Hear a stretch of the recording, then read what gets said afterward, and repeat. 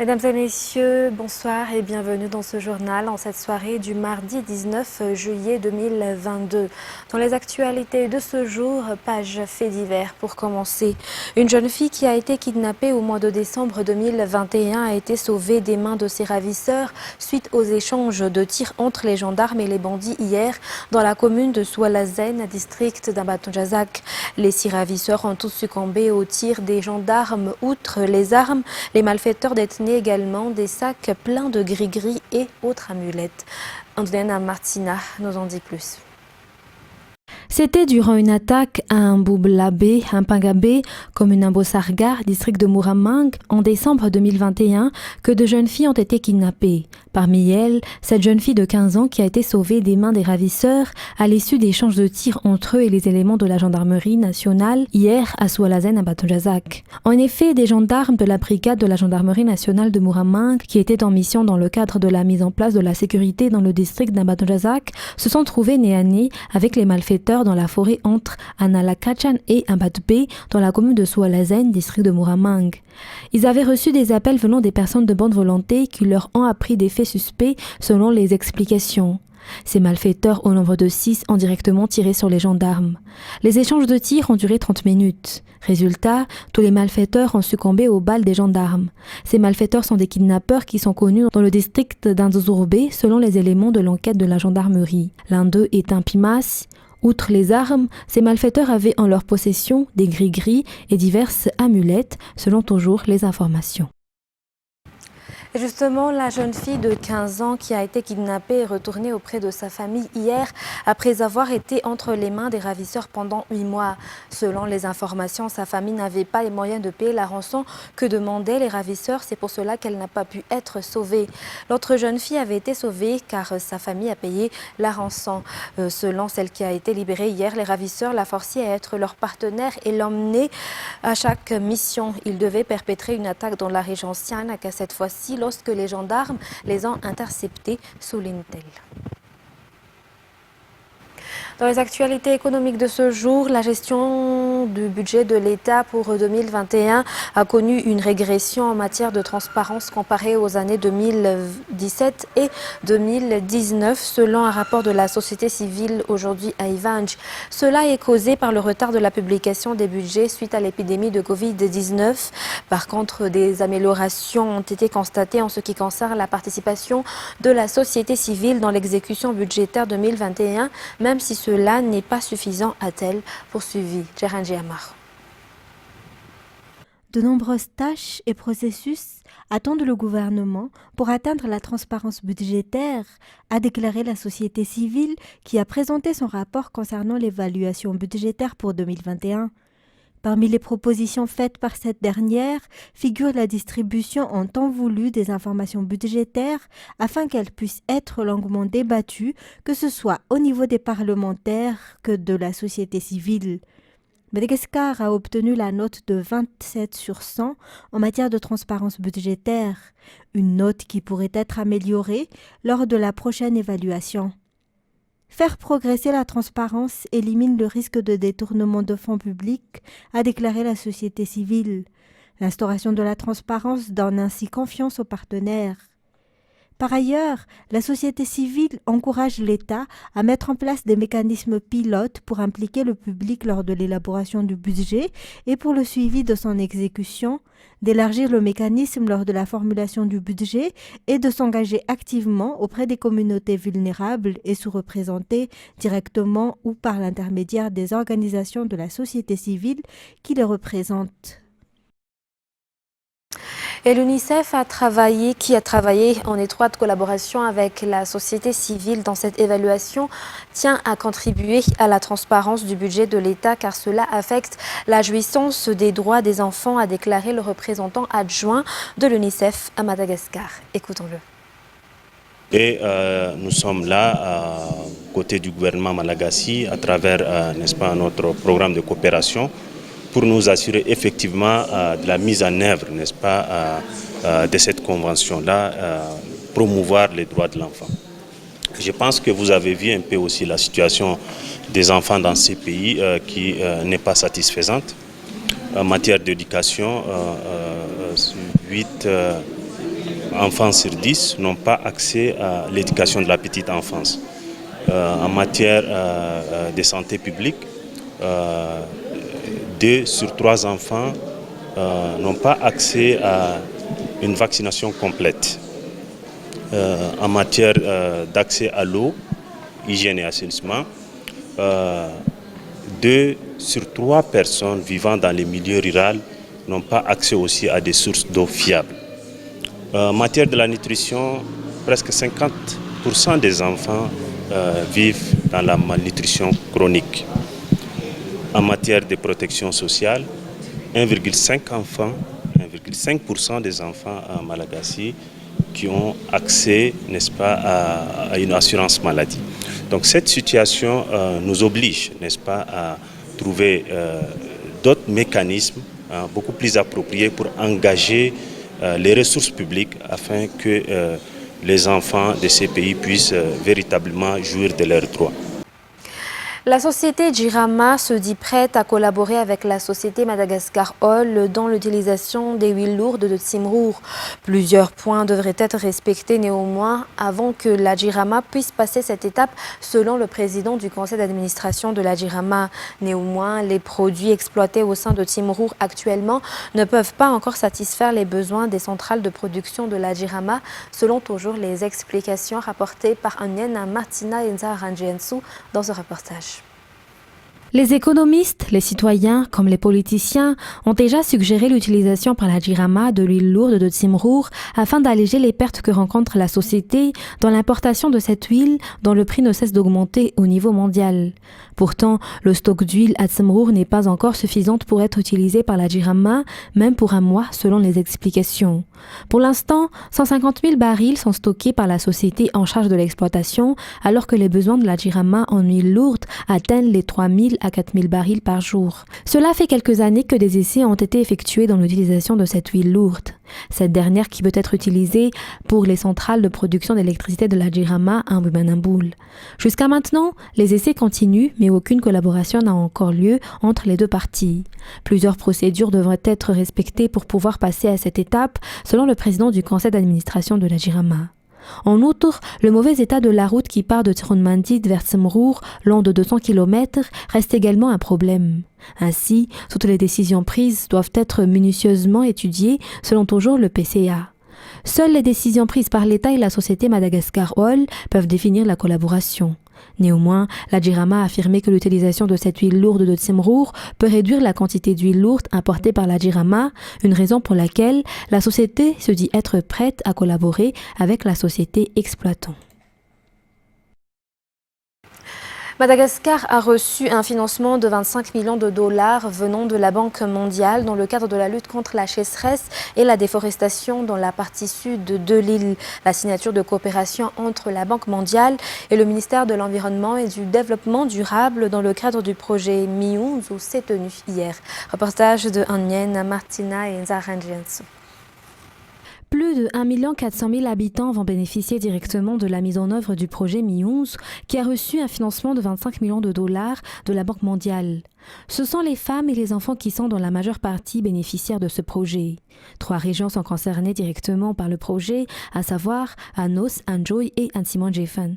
Le projet interviendra dans 235 communes et aura pour objectif la lutte contre la sécheresse et la déforestation, mais aussi le reboisement massif et la lutte contre le tiumé.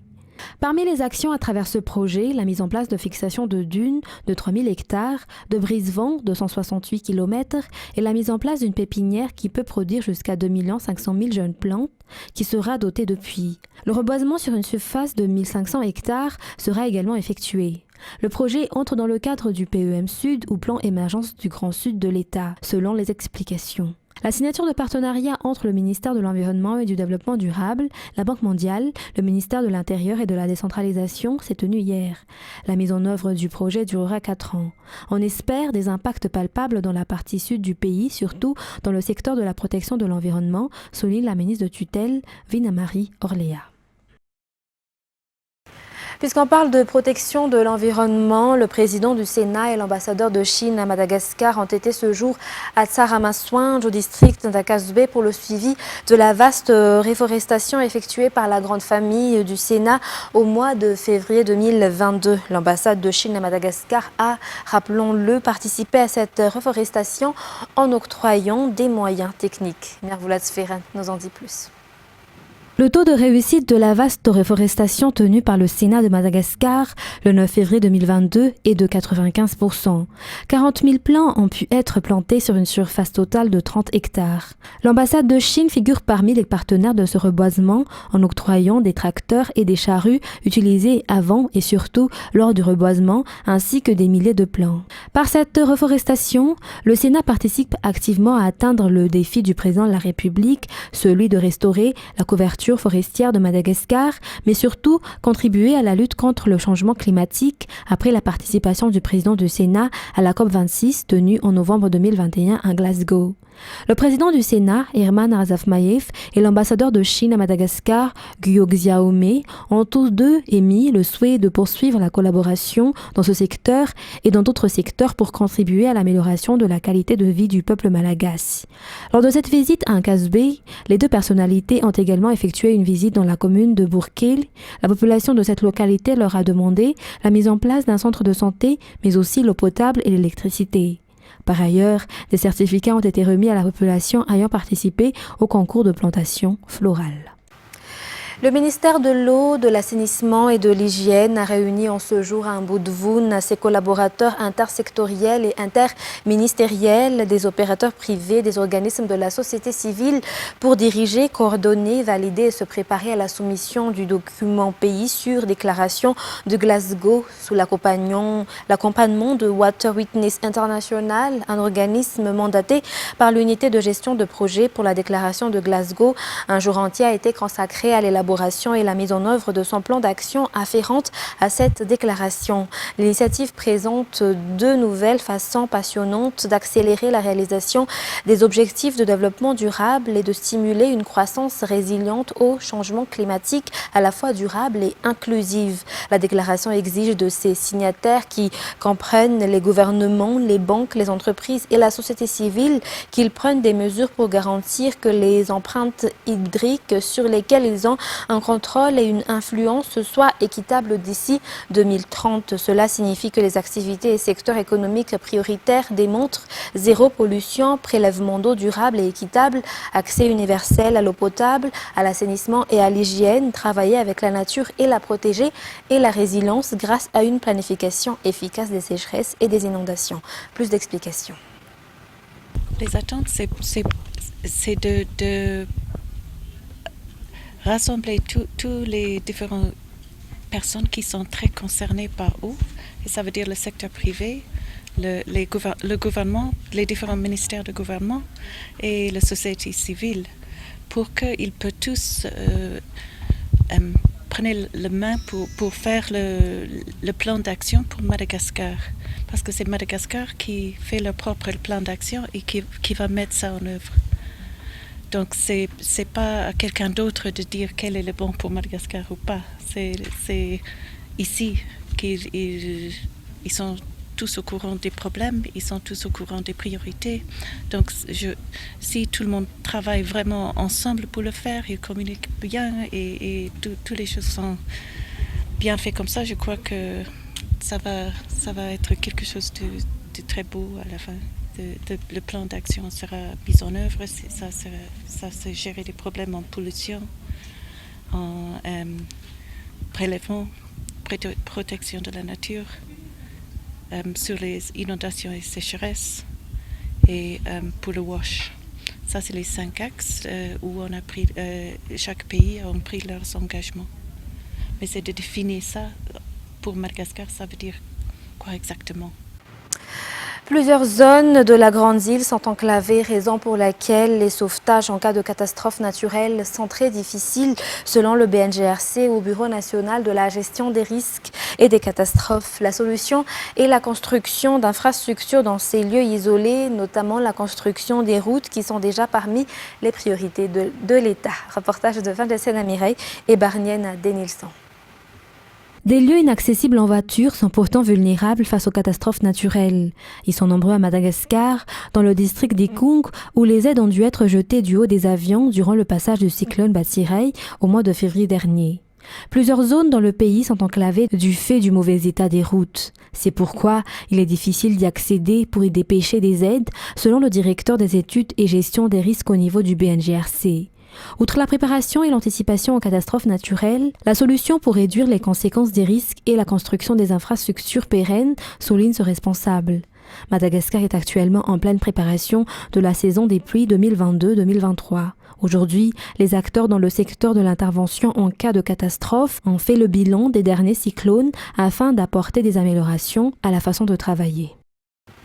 Dans les actualités internationales de ce soir, Rajit Premadasa, le principal dirigeant de l'opposition sri-lankaise, a annoncé aujourd'hui qu'il ne participerait pas à l'élection présidentielle qui doit permettre de désigner le successeur de Gotabaya Rajapakse. Ce dernier a démissionné la semaine dernière et fut le pays après des manifestations anti-gouvernement massives contre le coût de la vie. France 24.